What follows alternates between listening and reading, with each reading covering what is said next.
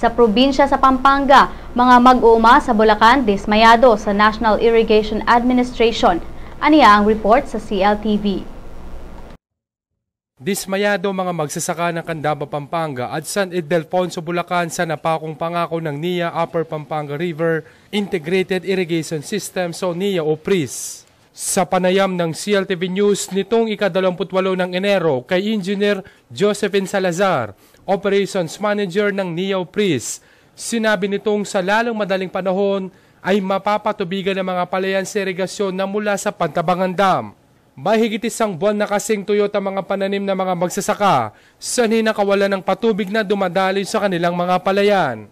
So inaasahan po natin matatapos po ang Bulacan sa loob ng 2 araw. So ang projection po namin sa hanggang makaitlong araw ay makakarating na po sa Candaba ang tubig. Binalikan namin itong Biyernes ang Barangay Mapaniki at Barangay Pangclara sa Candaba, Pampanga.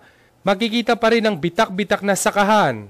Naninilaw na mga palayan sa hinakawalan ng tubig. Hindi mapakinabangang mga submersible pumps sa hinang walang makuhang tubig para mapatubigan ng mga palayan.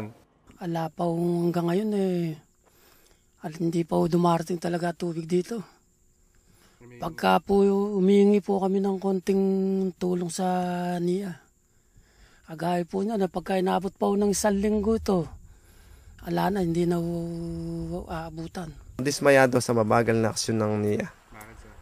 Dahil dun sa hindi makarating yung tubig dito sa yung aming palayan, so napapabayaan. Sana sa mga pamunuan ng NIA, so damhan naman muna kaming magsasaka na kami. Ito lang ang tanging namin kinabubuhay para sa isang taon. Isang beses lang kami maglagay dito. Ngayon hindi pa kami ng maganda. So yung kabuhayan namin para napiperwisyo. Kaya namaraan na lamang ang mga magsasaka sa pamamagitan ng double pumping para maisalba ang kanilang palayan. Mula rito sa Malisik River, 5 hanggang 8 kilometro ang tatahakin ng tubig para pansamantalang patubigan ng kanilang mga tigang na palayan. Subalit doble gastos umano ang opsyon na ito sa mga magbubukid. Bawat isang makinang umaandar, nasa 800 pesos kada 24 hours. Bakit natin ginagawa yun, sir? Kasi po gusto namin makakuha yung palay, masamput lang yung aming ginastos. So dagdag pa sa akin po, dagdag gastos, sir? Dagdag pa sa akin po.